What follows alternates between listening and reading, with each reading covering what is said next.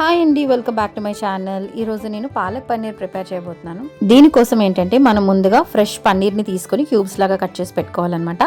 ఇప్పుడు నేను పాలకూర 2 కట్టలు తీసుకున్నానండి, పెద్ద కట్టలు. అవి నీట్గా వాష్ చేసేసుకొని కొంచెం పెద్దగానే అలా కట్ చేసుకొని పెట్టేసుకున్నాను అనమాట. దీన్ని మరిగే నీటిలో వేసి ఒక 2 minutes బాయిల్ చేసేసి పక్కన పెట్టుకోవాలి.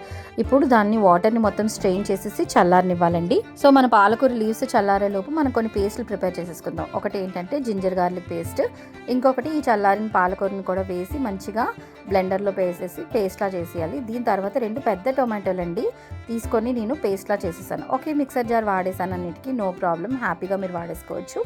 ఇప్పుడు మనం ఇది పేస్ట్లన్నీ రెడీ చేసేసుకున్న తర్వాత మనం ప్యాన్ హీట్ చేసుకొని ఘీ వేసి పన్నీర్ క్యూబ్స్ ఏవైతే ఉన్నాయో అవన్నీ వేసి మంచి కలర్ వచ్చే వరకు వేపించుకోవాలండి. దీంట్లోనే ఉప్పు కారం కూడా యాడ్ చేసుకోవాలి, చాలా బాగుంటుంది ఇలా చేస్తే మాత్రం.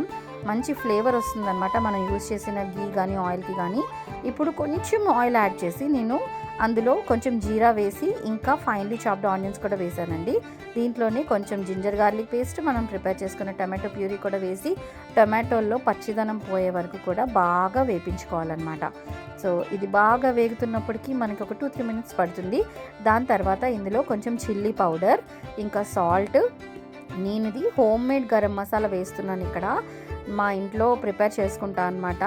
దీంట్లో అన్ని ఫ్లేవర్స్ ఉంటాయండి. సో ప్రత్యేకించి నేను వేరేగా కొరియాండర్ పౌడర్ కానీ జీరా పౌడర్ కానీ అవి ఏమి యాడ్ చేయను, ఎందుకంటే ఆ మసాలాలోనే అన్నీ ఉంటాయన్నమాట. అవి కూడా వేసేసి ఒక 2-3 minutes వేయించుకున్న తర్వాత ఇప్పుడు మనం ఇందాక ప్రిపేర్ చేసుకున్నాం కదా స్పినాచ్ పేస్ట్, అది వేసుకోవాలి. చూసారా ఎంత గ్రీన్ కలర్లో ఎంత చక్కగా ఉందో స్పినాచ్ అనేది.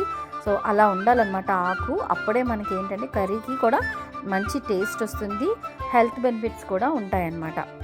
బై ద వే ఈ రెసిపీ వెయిట్ లాస్లో ఉండే వాళ్ళకి కూడా చాలా బాగా యూజ్ అవుతుందండి. చాలా తక్కువ ఆయిల్తో నేను చేశానన్నమాట. జస్ట్ కొంచెం ఘీ అండ్ 1 spoon ఆయిల్ వేసి ఉంటాను మహా అయితే. సో మీరు వెయిట్ లాస్లో ఉంటే కూడా హ్యాపీగా ఒకసారి ట్రై చేయొచ్చు. సో ఇదంతా బాగా మరిగిన తర్వాత ఇందాక నేను క్యూబ్స్ లాగా కట్ చేసుకొని వేయించుకున్నాను కదా పన్నీర్ని, అది కూడా వేసేసుకున్నాను. సో మనం ఆల్రెడీ పన్నీర్లో చిల్లీ పౌడర్, ఉప్పు యాడ్ చేసాము, ఇప్పుడు కూడా పాలకూర పేస్ట్లో కూడా యాడ్ చేసాం. సో ఈ 2 కాంబినేషన్ ఏంటంటే మనకి చక్కగా సెట్ అయిపోతుంది.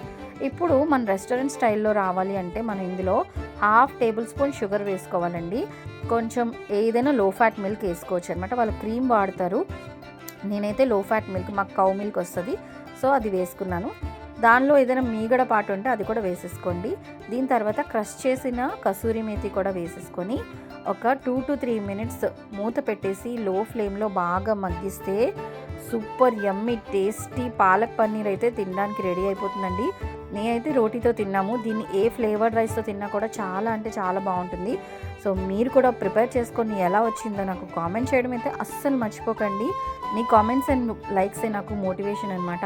మీరు ఇచ్చే ఒక లైక్ నాకు చాలా బాగా హెల్ప్ అవుతుంది. Please do subscribe.